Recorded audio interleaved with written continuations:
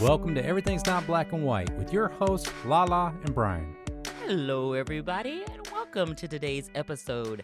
Today, we are joined by special guest, Michelle Scott.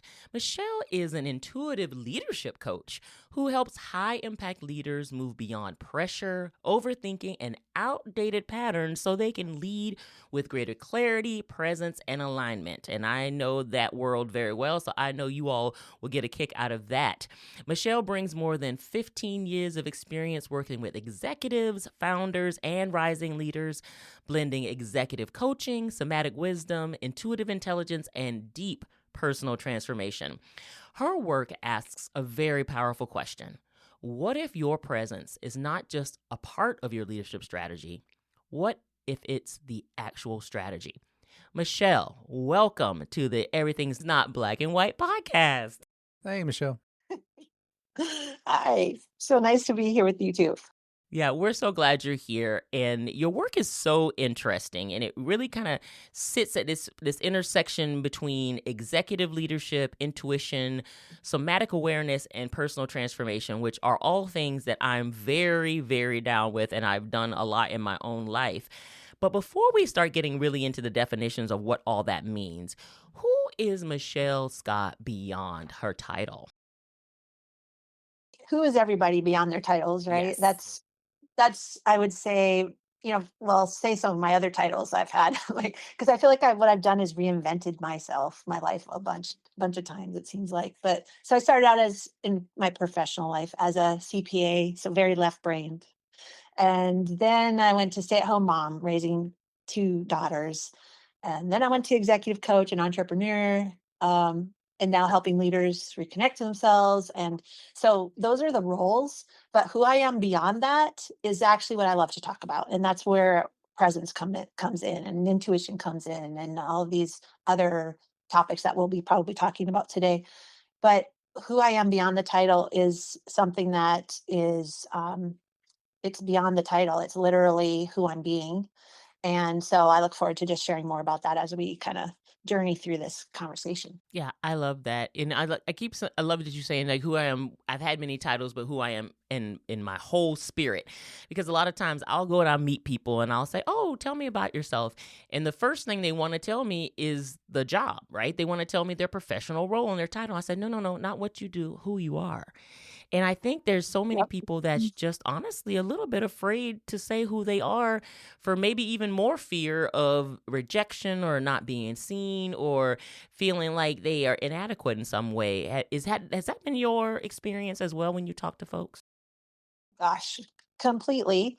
We're all doing, to me, we're all doing the best we can with what our backgrounds are, how we view the world, our lens of perception, like all the things that we picked up as we grew up, came into the world and grew up. I definitely have struggled with all those things. And that's part of the human condition though, is to have all of those experiences. And there's no wrong making in any of this. It's just that when I started to become more aware of, which actually this is part of my story beyond too, is I actually had a health issue, diagnosis of a thyroid condition. And through that process, I say that my thyroid woke me up because it really brought me to my knees in a lot of ways. Like I had to stop everything I was doing and slow completely down. That slowing down is what helped me come into this more of an awareness of what I'm talking about here. And when I come from myself, my inner self, I'm not those things that, like the self-doubt, the fear, the people please, all those things that we experience, like when we're in our insecurities or more in our personality and our egos, that most of us are, and I was too, like identified with those as who we are. And it makes them feel really real. But the moment I come back to who I am, so remembering, and we'll get to how do we do that and what does that mean in a minute. But when I come back to myself, I realize that's not who I am, and it really brings peace. It makes me realize, like, oh, okay, I don't need to be so scared or worried or concerned or Yeah. about life and whatever's going on. Yeah. Yeah. Two things that really strike me what you just said is one thing is around the slowing down. We're Mhm. in this kind of digital age we live in now where everyone has such a short attention span. And, we went from, I think when Twitter first started with like 180 characters or whatever, 140 characters, now it's like 280. And then now people are writing whole dissertations and those kind of things. But people don't always have the patience to go slowly to be able to, I think, methodically change themselves or even just be aware of themselves. Why do you think we've now put so much value, I think, on that high achieving kind of situation where we got to do it fast, got to do it quick, we got to be the first, we got to do all these things, and that's an immense amount of pressure I think people put on themselves. Totally. There is something about what inertia or, you know, not stopping to kind of question what is going on, including myself and my own reactions, my own way of being. And what I will say about that is that if I just continue in that patterning and in that without stepping back and saying, okay, this doesn't feel good, or it feels really uncomfortable and chaotic and stressful and pressured, but if I don't, I can live that way the rest of my life, that's fine. But the moment that I take a moment and say, does it have to be this way, does it Mm. have to stay that way, do I and start to question what I'm doing, and hopefully provide a little moment to slow down to ask the question, suddenly what I experienced is that life begins to naturally shift just a little bit. It's like, oh, okay. I start looking around and seeing what's really going on. But pretty soon I can realize also that I actually have a little more control over this environment and what I'm experiencing than I thought I did. And I think that's when we suddenly have power. We're empowered then within ourselves so we can make a change without just feeling like we're at the whim of the way the world is. Yeah. I 100% agree with that, and I do a lot of when I talk to my teams, I talk about the span of control chart all the time Mm, because there's a lot of people who I think always feels like the world is just happening to them. They have no decision making power in it, and I yes. always say, oh, no, you make so many decisions, and also you have the ability to say no, set boundaries, and hold to them. But what you also have to realize is there might be a benefit or consequence to that. Can you accept both of those and recover from them? Either one. And Yeah. if you are not able to do that, one of my good friends, she always says you will bend in submission to the will of others if you don't believe in your ability to recover. And I think it's so interesting, especially when you start talking about intuition, because we all have Mm, it. And it's like, do yes. we lean into it and let it really help guide us? And I think that's what you're advocating for. Am I right with that? Absolutely. And well, talk about my own life. Part of why I believe now that I've done a lot of work on myself and slowed down and looked at myself, like what were my patterns, what was I doing? I realized I think I was staying busy intentionally to avoid looking at kind of the harder things about myself, some of the ways maybe I wasn't showing up the way I would prefer to, or maybe where I needed to have a hard conversation with someone, but I was avoiding it, or I was just fearful of, I don't know, in a lot of fear about the way the world is behaving right now, or I mean, name it it could be anything. Hmm. But then when I got to slow down, I could what happened is it was okay. Like whatever I was afraid of, if I slowed down, it was actually okay to be with myself, be like hear these things.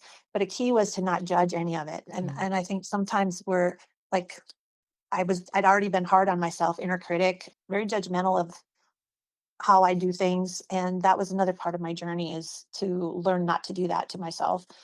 But when I slowed down and realized that I was doing that, and then I started shifting that, then I started having a completely different experience. And so it really is an experiential thing, like keep going, you can keep going at Mach 10 and just ignore everything we're talking about here. That's fine. That's one choice. It's one way to be. Or you could run the experiment and stop, slow down and just see, oh, what happens if I do slow down? Like, will the world fall apart? Will my life just be something I don't want? Or I don't know, whatever the beliefs are in Yeah, there. yeah. I know that's so powerful. Well, I want to definitely get into some definitions because I think, some folks are like, okay, what is this we're talking about again, right? So we're using language like Right. intuitive leadership, grounded presence, and leading from within. So for someone who may hear that and wonder, like, what does that actually mean in a boardroom, a team meeting, or a hard decision? Like, how would you explain this kind of leadership? This part of the most fun part I get to do with my people that I get to work with. is instead of just coming from the mind, we love our minds. I love my mind. I love having a great mind. We need our minds. It's just that if that's the only thing we're making decisions from or tuning into, we're missing a whole other layer of potential information, ways of connecting with others in relationships, and awareness of how we're impacting others and how they impact us. But why does that matter? Intuition is not magical. It's actually what I consider to be information, and it helps leaders notice things that data alone can't notice. Mm-hmm. So examples are like sensing tension before conflict erupts. My intuition or my spidey sense, if I'm tuned into my spidey sense or my intuition, I'll be able to pick those things up and I can adjust on the fly in the moment with what I actually say from my mouth and from my thinking. So knowing when a conversation shouldn't happen or should happen, or maybe recognizing someone that isn't saying what's really true, but not without judging it, so we can actually interact with that person in a way that we might get a little more creative with that particular person. But by paying attention and noticing what we're picking up inside, we can then adjust how we are relating to the external environment and the people around us. Also, another example might be like knowing when your fear is making the decision versus your wisdom. And those are just some examples, but like I still use strategy, analytics, and logic. Of course, we need all of that, especially in business and leadership. And though we want to also make sure we're walking alongside this intuitive part of us, if we want to include all of it, because all of this is who we are, all of this. Yeah, absolutely. First and foremost, can I say thank you for including my favorite Marvel superhero ever as Spider-Man? So my spidey sense is always tingling. So first of all, appreciate that. Thank you very much. I knew you'd like it when she said that. I knew that. Yeah, because, my husband knows I'm a huge Marvel fan, and I've already bought my advance tickets for Spider-Man Brand New Day. So that's where I'm at. So appreciate you. Hey, and I want to point something out. Like, I don't think that's an accident. Okay, somebody might think that's just a coincidence. Okay, well, maybe. And I did not know that ahead of time about you. You And did then not. it comes out that way, right? So who Yes, knows? But exactly. that's because that's how this works. That's Like how it spidey works. sense. And then your spidey sense was like, oh yeah, yeah, yeah. And I'm like, cool, that's amazing. So anyway, yes, this is that level. We're demonstrating right now the level of connection that can occur. Exactly. And that's what I love. And so these are the kind of conversations that honestly jazz me so much. And then the other thing that really stood out to me when you talk about, having the data, but also having intuition, first of all, enough to interpret what is the data actually telling you. And so many of those things, Yes. I feel like in many organizations and leaders specifically, they don't always get the real story behind the data. The data can only tell you one side, but how can you dig deeper and understand what is it actually telling you, and what is it also informing you that you don't know? And I love that part of it, and I feel like the intuition piece that you're talking about layers onto that so beautifully. And if people are open-minded and open-hearted to receive that, it can be a game changer for them personally and professionally. Yes, absolutely. And the thing is everybody's intuiting all the time. We're doing it whether we are aware of it or not. It's just that what if we could notice it and harness the power of that? That's what I'm talking about. Is like paying attention to something that's already occurring, so we can have the most creativity, the most possibilities, the most ideas, the most collaborations with others, and relationship running smoothly, like all these things that I think most people want when they're in, especially a corporate environment. But everybody, I want that, so in my life. Yeah, Yeah. 100%. And I love that the way you explain this, because I think it's so beautiful. And I do a lot of work around, and I tell people I have a mantra that I'm about peace, healing, and joy. And if none of my work is about peace, healing, and joy, I'm not going to do it. And I mean that. Love that. And a lot of Yeah. people have called me woo woo because I'm a woo woo person, and that's fine. I'm totally good with labels. That I don't care. I don't own anybody else's label. I own my own. But when people say that, what you're saying to me makes perfect sense. But if someone comes to you and say, okay, that's that woo woo stuff, that's not legit for how you think about leadership, and I go, I beg to differ. So I feel like there's a lot of times when you look at how certain models of leadership and leadership development happens in corporate spaces, some of the larger companies that teach you how to be a better leader, I don't think it takes into consideration who we actually are, some of even our ancestral life, some of how we are connected to the spiritual and divine. So, what would you say to somebody that would may say, actually, this is very legitimate in how we're thinking about it, and maybe the way you've learned it may be only a part of the story and not the whole story? Right. Well, I want to use an example. So one of my clients, well, more than one, but I'm thinking of one particular one right now. So it's very practical, all of this actually. This client, absolutely love and adore this client. With one of her employees, there was something that happened where was having a conversation with this particular person, the employee, and something inside of her intuition, her gut, her spidey sense was like, oh, something's off here. Okay, but she didn't speak up in the moment. So she let it pass, right? Hmm. Well, about like over time, let's say 6 months later, kind of the same pattern occurred again, but she again didn't check it, do it, talk about it, say something. So ultimately what happened is that then the dysfunction and the whatever that spidey sense was bringing up didn't get resolved and it just grew. Mm. And it ended up being this person ended up filing a suit. Like it got ugly actually. Oh. And we kind of explored that and said, well, like when was the first time that you noticed that something was off or there was something that maybe didn't get addressed? And she was like, yeah, about a year and a half ago, and I just didn't bring it up. Mm. She just kind of ignored it.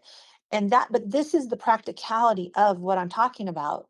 And it can go bad like that, that it's not about it's going to go bad if we don't pay attention to our intuition. It can also go, maybe it could even be even better if I'm paying attention to Yeah. it. So it's really very practical in the moment, with leadership and woo woo. You can call it that all you want, but the truth is, everybody has these skills. And again, it's just about whether or not I notice it or not, and then utilize it in an intentional way in my life. And our minds are the ones that play the trick of that's not real, that's woo woo, and Hmm. slough it off or shove it off. But that's the mind's defense, actually, Yep. because it wants to be the leader and in control, and it's maybe afraid of it too. So Right. this is just my take on all of this, but also my experience. Yeah. No, I love that 100% because I think sometimes we second guess ourselves. Like you said, it's like there's something that is inside us and we're like, no, no, that's not it. Because we're looking at other people and they're not doing that. So I need maybe not need to think about that. Like, first of all, girl, stop comparing yourself to somebody else. Let's stop that first. And then really get to know who you are and let you know that that's okay to be exactly who you are, which I think is Yeah. so important that a lot of times we don't accept ourselves if we don't look or act like somebody else who you might think is getting ahead or is exhibiting the kind of leadership values you think you should. So I think that's probably a big challenge for a lot of people. So one of the things, Michelle, I really want to kind of get your take on is, we talk a lot, since COVID around mental health and burnout and exhaustion and people with ratcheted up nervous systems and how it's so hard sometimes just to even find peace, calm. As soon as you think something is okay, we hit rock bottom, we're done. Oh, the earth opened up again, we're falling down. Oh, okay, here we go. And so a lot of times I feel like when people are in that burnout or that exhaustion place, they're going to shortcut everything, including how they think about their leadership, how they exhibit their intuitive leadership styles, et cetera, and even having grounded presence. So, what Hmm. would you say are some, even maybe some short things that people can do to realize, oh, I might be responding in a stress state and not somebody who is truly aligned with who I am as a leader? For me, that there's a distinction that it's not external pressure versus internal peace. It's more like external pressure versus internal pressure, because internal pressure, actually, the myth is that it's from the external source that is creating the pressure. But the truth is, from my experience with myself and my learning about all this stuff I'm talking about, that it's actually my pressure I'm putting on myself from within. And I can do a lot of relief of pressure in general in my life if I just do some inner work. Everything else can still be spinning like crazy externally, but where I'm coming from will be solid and non-reactive, more observatory, neutral about it. And I'm going to have a better response and better results in my work. But Mm-hmm. that internal pressure and cleaning that up, it involves things that most people have heard of these days, like doing your inner work, your beliefs work, a lot of the times I work with people about letting go of judgments about others, because when I'm judging others, I'm creating sort of an energy, I guess you could say, of againstness in a way about Mm-hmm. the other person or a situation. And that energy of againstness is in me because it's not out there and it's not doing anything to impact the other person or change anything, but it's sitting inside of me. And that's the pressure that I feel. It's not actually the thing that's going on out there. It's the pressure that because I'm doing the reactivity or the judgment or the name the thing, or I'm believing it should be different than it is. That's pressure I'm Mm-hmm. creating inside of me Mm-hmm. about things. Yeah, Yeah. absolutely. And that pressure is like a little powder keg sometimes, and you're going to implode, explode if you don't handle it. So when you think about Right. it, I love you talk about somatic wisdom. We have a great friend who practices and believes very much in polarity therapy. And that's something I didn't know a lot about until probably about 15 years ago. And it's something that I think is really important. And then there's been a book that a friend of mine kept recommending to me called The Body Keeps a Score. And so one of the Mhm. things that I think you probably handle and do really well is thinking about what role does your body play in your leadership, especially when you're triggered, overwhelmed, or carrying a lot of stress. There's probably going to be cues that your body shows you even before your mind catches up. Like, what are some of those cues leaders can look out for? If this is another layer of becoming aware of ourselves. I mean, I most of us are don't even realize our body is speaking to us at all. I didn't. And the body doesn't speak in English. The body speaks in sensation. And so maybe I feel tension in my heart or my gut. Maybe I feel it could even be muscles, it could be my shoulders are always tight, or but a lot of times when I'm in a situation where, oh, let's say the other person, it feels like it's going to be a little confrontational. I don't enjoy confrontation very Mm-hmm. much, Mm-hmm. but my gut will start to tighten up. In the past, I didn't notice my stomach area tightening up.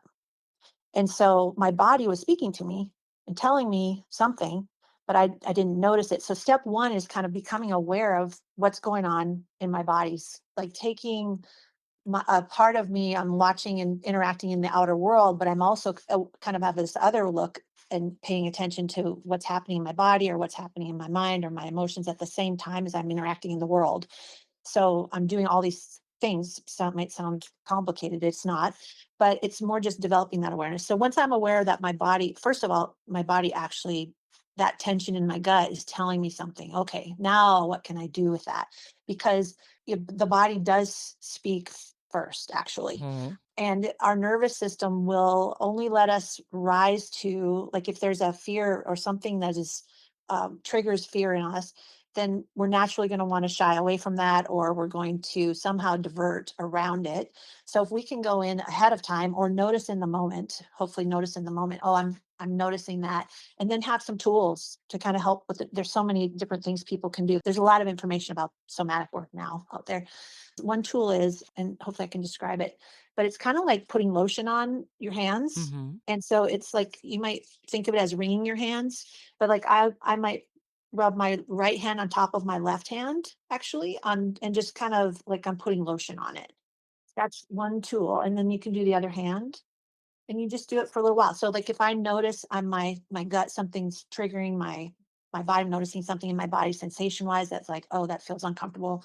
Then and this is a tool, like I can do that in a meeting. Nobody's going to know, especially on a Zoom meeting. Yeah. Nobody will see me doing it, but it's a quick little tool. And so my invitation to people is run the experiment of see if you can become aware, notice what is Michelle talking about this body thing. And as I'm going through the day, just see if you notice tension in your body somewhere, but take a moment to notice.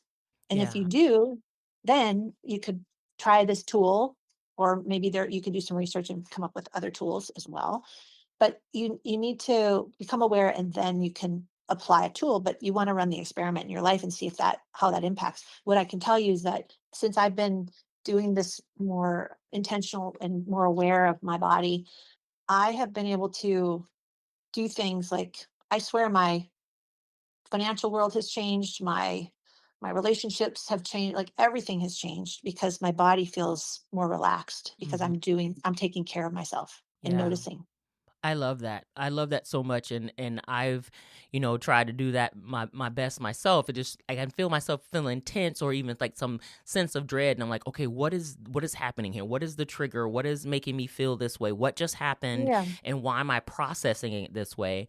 Which I think is so interesting. And I myself am a little neurospicy, and so I know there's certain Mhm. ways Yeah. that I respond that my husband, who is very neurotypical, does not. So we have Yeah. conversations about that all the time because I want him to understand me a little better. And I will say to him, like, that doesn't make sense to me. My brain doesn't work that way. And so we have to work through those things. And I think in a lot of cases, leaders need to realize that stuff about themselves first, but then also if they're leading teams or talking to teams, Mhm. that people might be actually processing things very differently than them, and they need to create that space for them to be able to have that very open, vulnerable conversation. And how they're showing up, how all of us show up impacts the other person, Absolutely. even ahead of time. We're animals actually, right? Like Yeah. we can, like a dog, they can tell if you're angry and they'll Yes. go cower, Oh, right? 100%. And you Yes. don't even have to say anything. Mm-hmm. And we're the same. We can tell if somebody's kind of angry, but you don't have to say it, but I can pick up the vibe, or and you may even have body language that shows me, but you don't even have to have body language, and I can still pick up that vibe of anger if Yeah. it's in there. Yeah. So we're always kind of tuning into each other, and that's why I talk about presence a lot. It's because if I can kind of handle my own inner world and have myself show up as who I am, which for me describes as more of a neutral, not neutral, boring, but neutral, like meaning non-reactive, more in my center, more in my creativity. All these amazing characteristics come through: more creativity, more peace, more joy, more strength, actually, authenticity. So I'm standing in my power in my leadership. All of those things come forward when we start to practice what I'm talking about. And then we then impact others because we're showing up, our vibe, our vibration, or our state of being is something people can be around where it doesn't feel intense or it doesn't feel combative, or it Mm-hmm. feels peaceful. Okay, that feels safe. That we can create safety just by how we're showing up Yep. and how we're being. So Absolutely. yeah. Absolutely. Absolutely. For our listeners who are hearing themselves in this conversation and realizing I may be successful, but I'm not fully aligned, where should they begin? I guess if that person is even asking the question, they have begun. Just being in the world and life and just doing things kind of unconsciously, that's kind of the norm in a lot of ways. And my invitation through this call, and I think you guys, I hear what you're sharing, is that an invitation to have people take a look at something beyond that, deeper. And part of slowing down is part of that. And starting to ask this question or even being curious about it, that's called slowing down. That's an example of slowing down. I'm not talking about hours of meditation and slowing down. It's simply like being willing to look and see something like, oh, I wonder what that's about, asking a question. And so that to me is like that's the very beginning, is to start to ask, slow down, stop, say, okay, I wonder a question maybe. And from there are lots of self-help books in the world, Mm-hmm. coaches, like you can go. I invite people to go deeper if it calls. It's like first become aware and then go deeper. And if you want support to go deeper, then find that support, read a book, whatever. But take the next step, and then there are tons of tools in the world. So it depends on what they're going through, right? As far as what to do with that information. But what I will say then as to success, what I'm saying is that I don't have to guess at this. I 1,000% know I have it in my body. I know that if I slow down and take seriously some of the things that we're talking about on this call and actually put something into practice, or at least inquire deep enough to be like, what could work for me, and start moving that direction, it does impact your success in every area of your life, including leadership. And these things that seem more practical and ground, like, what does that have to do with any of this slowing down or somatic work or whatever? Well, it does. It just does. And you have to run the experiment to see what it does for you. Yeah. Yeah. And it's just looking at a different model of leadership. I've been kind of a leadership nerd for a while now, and I've watched how different people in different companies in different countries even navigate those things. And I think there's no necessarily one size fits all for success, but the best way for somebody to be successful is to be as true and authentic to yourself and what you know is inside you than anything else. Because being fake or trying to be like somebody else, if that's not who you are for real, you will exhaust yourself and burn yourself out very quickly, and you won't have the success you think you want to have. Exactly. And you're making me think of, hopefully this will make sense to folks. I'm fighting against myself in a way. If I'm putting the fake mask on, Right. then I'm not being my authenticity, myself. Being my authentic self is going to be the smoothest, most easeful way to be. And if I'm kind of what I'm saying, fighting against it in air quotes, fighting against myself, then yeah, it's going to be much harder. And that's why we burn out, actually. It's not because we're doing too much, which is, I think, the misunderstanding. We all think we're doing too much, but the truth is we're ignoring ourselves too much. Yep. So, Absolutely. yeah, And I always say that too. I say you put a high effort into a low value proposition and you burn out because you're putting all the effort in and you're getting no value out of it. And that will that's it. definitely burn you out in a very, very quick way, in a thorough Yeah. way. Mm-hmm. And you know what else about that is like I can do really a lot of things that I would consider to be, if I think about the external thing and what I'm doing and how hard the relationship is or the boss or the whatever, thinking about that stuff and focusing on that, it does make it harder actually by Mm-hmm. being focused on how hard it is. And I'm not saying ignore that at all, that there might be situations where you have to actually assess whether or not that's a healthy place for you to be, right? And there's a difference. It's like if I'm only looking externally at the problem there and I never look internally, I'm missing the actual opportunity to feel better. I could go through any situation if I'm totally attuned to and in my authentic self. Mm-hmm. I can go through pretty much any situation and I will not burn out, Right. period. If Right. I'm attuned and know who I am and doing some of this inner work, paying attention to my body, paying attention to my thoughts, starting to learn about myself and going down that path of self-discovery, then I just show up differently and then my life starts to change. Yeah. And you So make the yeah, world a much better place in the process because you're giving people absolutely. permission to do the other thing for themselves as well. So, yeah, Yeah. I love that. You are amazing, Michelle. This has been such an amazing and enlightening conversation. I definitely believe in this work, and I think our listeners are really going to pick up some great nuggets to really start exploring themselves. And that's what I love. I love self-advocacy and I love self-awareness. And so what you are advocating for is so incredibly important. And we're so grateful that you are bringing your wisdom and your expertise to our podcast. So thank you for that. So, Michelle, if some of our listeners want to get in touch with you, how can they do that? Definitely I know you will put this in the show notes, but my website, but I have a little quiz if people want to I have like a 4 archetype little presence quiz that it's for free and there's nothing else to it other than just take it and learn something about yourself. So this might be one little step in self-awareness actually. And then with each archetype type, whichever one they end up being, there's some practical somatic tools actually that'll be given to them. And so they could play around with these ideas by just taking that quiz and then go through the process. And What's the name of your website? it's michellescottcoaching.com. Okay, that's awesome. Love that. Well, I know I'm probably going to take the quiz. I want other people to take the quiz too, because this is something I think is so important. As we think about transitioning into a new way we do leadership and leaving the old behind and bringing the new, so much of that is about what you're talking about, is really getting in tune with who we are and making sure we don't bow out of the world. We fully engage with it. So this is so exciting. So thank you again, Michelle. We're so excited to have you here with us. I've had such a great time. I love you guys. I'm really grateful to be here and just, yeah, I'm grateful that you guys are here and sharing your messages and putting this out here for people. Thank you. We appreciate you. And Brian, can you tell people how to get in touch with us? Yeah, you can email us at enbwpodcast@gmail.com. And if you would, you can follow us on Instagram and Facebook. All right. Well, that's all the time we have for today, my friends. Thank you for joining us. Thank you again to Michelle Scott, who is an incredible intuitive leadership coach. And we will see you all next time. Have a good day. Bye.